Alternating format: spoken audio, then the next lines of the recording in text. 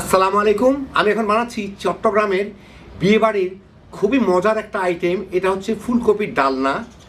এই রেসিপিটা আমাকে সুদূর চট্টগ্রাম থেকেই মনে হয় পাঠাইছেন কেয়ামনি।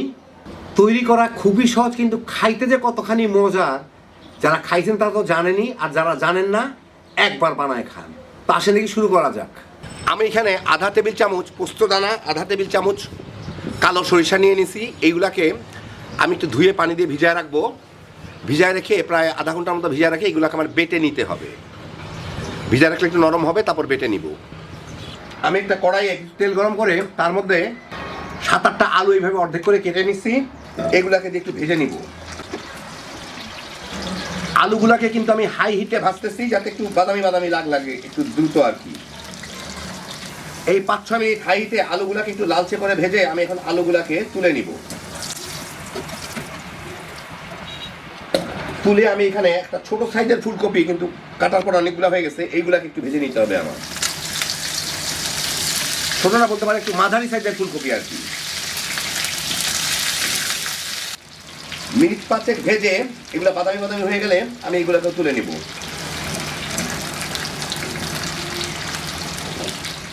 এইখানে আমার যথেষ্ট তেল রয়ে গেছে, অসুবিধা নাই। এর মধ্যে 2টা তেজপাতা, 3-4 টুকরা দারচিনি, 4টা এলাচি আর 4টা লবঙ্গ। এলাচিগুলোকে আমি একটু ফাটাই নিচ্ছি, ওগুলা দিয়ে সামান্য একটু নাড়াচাড়া করে নিব এই গরম মশলার গন্ধটা বের হওয়া পর্যন্ত। চুলার জাল এখন আমি একদম কমায় দিচ্ছি যাতে পুড়ে না যায়।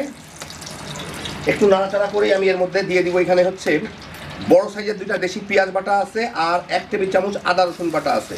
ওগুলা দিয়ে আমার একটু ভেজে নিতে হবে, কষায় নিতে হবে আর কি।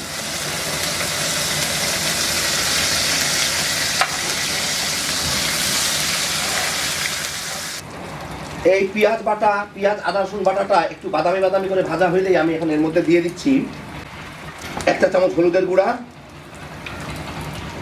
আর 1 চা চামচ জিরার গুঁড়া দিয়ে এর সাথে একটু ভেজে নিব হলুদের কাঁচা গন্ধটা চলে যাওয়া পর্যন্ত। আমি কিন্তু মিডিয়ামের একটু নিচে ভাজতেছি যাতে ঝট করে পুড়ে না যায়। এই কয়েক সেকেন্ড নাড়াচাড়া করে হলুদের কাঁচা গন্ধটা চলে গেলে এর মধ্যে আমি দিয়ে দিচ্ছি ওই পোস্তদানা আর সরিষা বাটাটা দিয়ে এর সাথে একটু ভেজে নিব।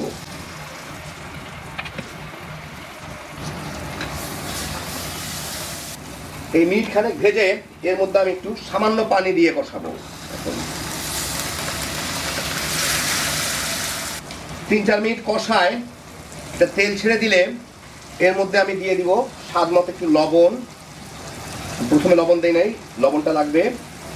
এর সাথে মিশায় এই ভাজা আলুগুলা দিয়ে দিই আর সামান্য একটু পানি দিয়ে এই আলুগুলাকে আমি একটু সিদ্ধ করে নিব। সামান্য মানে যথেষ্ট পরিমাণ, মানে আলুগুলাও যাতে সিদ্ধ হয়, পরে ফুলকপি দিব সেটাও যাতে সিদ্ধ হয়ে যায়।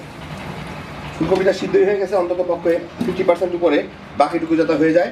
এখন আমি এটাকে একটু লবণটা দেখে নিই আগে। ঠিক আছে। এখন এটাকে আমি একটু ঢেকে রান্না করব। আঁচটা এখন মাঝারি করে দিলাম। মিনিট 5 জাল দিয়ে আমি কয়েকবার নেড়ে দিছিলাম। আলুগুলা মোটামুটি 90% সিদ্ধ হয়ে গেছে। এর মধ্যে এখন ফুলকপিগুলা দিয়ে দিব। তেল যা আছে চেষে দিয়ে দিই। একই সাথে এর মধ্যে 1 চা চামচের মতো গরম মশলার গুঁড়া দিয়ে দিব,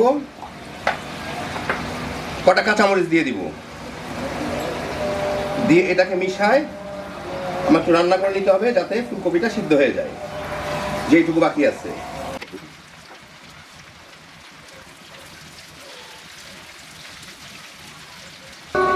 ঢেকে দিই, মাঝে 2 একবার নেড়ে দিব।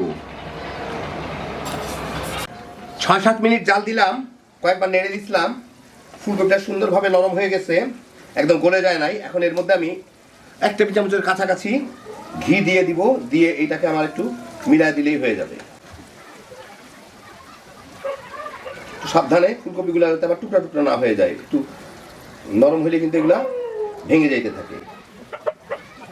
বাস হয়ে গেল আমার দারুণ মজার ফুলকপি আলুর ডালনা। আপনাদের আমি একটু বেড়ে দেখাচ্ছি।